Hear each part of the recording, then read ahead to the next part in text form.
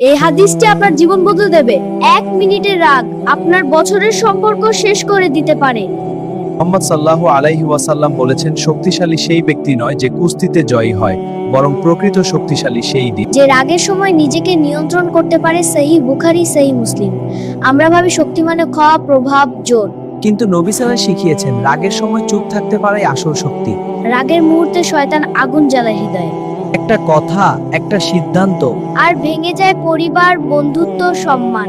কুরআনে আল্লাহ বলেন, আর তারা রাগ সম্বরণ করে এবং মানুষকে ক্ষমা করে। সূরা আলে ইমরান। আজ থেকে সিদ্ধান্ত নিন, রাগ আসলে চুপ থাকবো, অজু করব, আল্লাহর কাছে আশ্রয় চাইব। কারণ রাগকে জয় করা মানে নিজেকে জয় করা, আর নিজেকে জয় করতে পারাই আসল বীরত্ব।